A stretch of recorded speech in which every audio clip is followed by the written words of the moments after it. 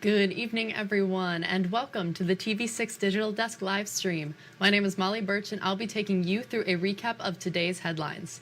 This stream runs every night starting at 8 to 7 Central Time from Sunday to Thursday. We're also streaming over on YouTube now if you'd like to catch us over there.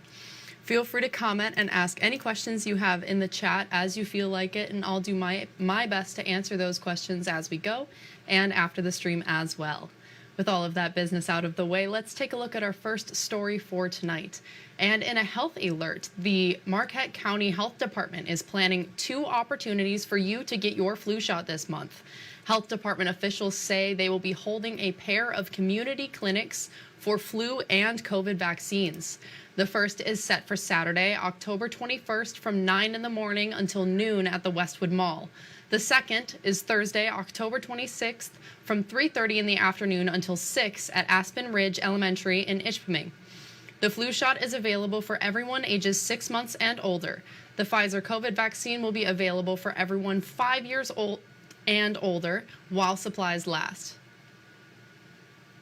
And this week is National Teen Driver Safety Week. According to the Michigan State Police, there were 55 fatalities statewide from teen distracted driving last year. The MSP says when road conditions get bad, it's important for teens to have an experienced driver help them navigate the snow. Next few weeks, next month, when the roads get a little slippery, if you can be in the vehicle with your teen driver when they first experience that, that will really help make that driver a much safer driver if they have somebody there that has experienced that. Genunzio also recommends for future drivers to consider the MSP defensive driving course. And the Marquette Food Co-op is celebrating National Co-op Month with special deals. Established in 1971, the Marquette Food Co-op is consumer-owned. It now has more than 5,000 stakeholders. To celebrate National Co-op Month, the store is offering discounts on food items and incentives to become an owner. A group of folks got together because they wanted access to organic foods, which were not being sold anywhere in town at that time. So we're a consumer cooperative because it was started by consumers who are working together to bring better quality products to the UP. The Marquette Food Co-op is located on Washington Street next to Harlow Park. And Marquette County Habitat for Humanity is looking for volunteers to complete its last home build of the season. To reach the organization's goal of 111 houses this building season, the house still needs trusses placed. Due to the location, a crane is unavailable and everything must be lifted by hand. The Marquette Habitat for Humanity repairs coordinator says volunteers of all skill levels can help. He also says having volunteers is the major reason these homes stay affordable. Everybody knows that the cost of building is super expensive right now, and so the more we're able to cut back on that labor cost, the better we're able to end up with a price on the house. We're shooting for safe and reliable and affordable, and so our volunteers help us hit those marks. Sale says people looking to help can reach out to the Marquette County Habitat for Humanity directly. And Menominee Intermediate School has a brand new playground thanks to volunteers. And not just any volunteers. Today, members of the Green Bay Packers Association were in Menominee helping put the finishing touches on the playground. TV6 senior reporter Jerry Tudor was there, and he shares how this project came to be. Current and former Green Bay Packer players joined community volunteers today to build a playground at Blesch Intermediate School in Menominee. Volunteers spread mulch around the recently installed playground equipment. I just hope they take away that the kids have a nice place to play in, and we are here just having fun, being able to provide that for them is great. The project started nearly 2 years ago after 2 infrastructure fails at the Menominee schools. The principal wrote a letter explaining the need for a new playground.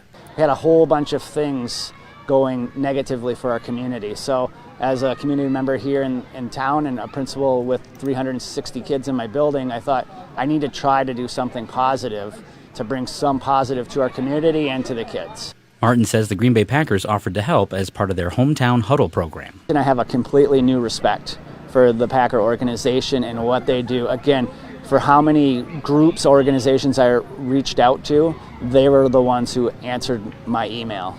And that just goes to show how much they care about their communities and the people in the communities.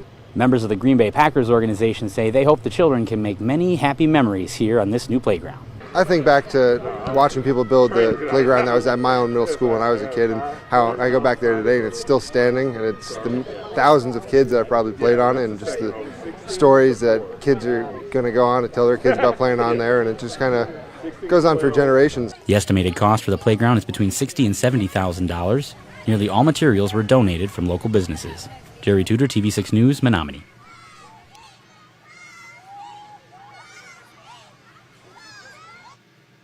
Thank you, Jerry. And the Marquette Regional History Museum is celebrating International Archaeology Day with its annual fair on Saturday. This is the 11th year of the Archaeology Fair, and this year will have a couple of changes. There will be hands-on learning for all ages, along with local and global archaeology displays. A new addition is the screening of the Fresh Coast Film Festival short A.A. Parker, One Ship, Twice Skunk. The fair will be from 11 in the morning to 3 in the afternoon on Saturday at the History Center, and tickets can be purchased at the door. And for our final story tonight, a spooky attraction is coming to Marquette this weekend. The Marquette Haunted Hayride is coming back for its 14th year. Folks can take a tractor-drawn hayride through the Marquette County Scare Grounds, filled with frights and horrors, before taking a walk through a haunted barn. All proceeds from the event will be donated back to Marquette youth and nonprofit groups. Organizers say that even if you've been to the Haunted Hayride before, there's something new to enjoy every year. We change it up a little bit every year, so it's not going to be the same. You might see some of your old favorites there. You might see some new favorites. But what this is it's a huge community event, so it's nice for people and families to get to go to. The Marquette Haunted Hayride will be this Thursday from 7:30 until 9:30 in the evening, and Friday and Saturday from 7:30 until 11 at night at the Marquette County Fairgrounds. And that's all the stories we have for you tonight. Be sure to tune in tomorrow night, where I'll be here in the same place at the same time. That's 8/7 Central Time, with a recap of tomorrow's headlines. If you have a story idea you think we should report on, feel free to contact us at any time. These are a few easy ways to get a hold of both myself and others in the newsroom. And again, you can contact us at any time. We would love to hear from you with your story ideas. Thank you for joining me live at the TV6 Digital Desk. Have a good rest of your night.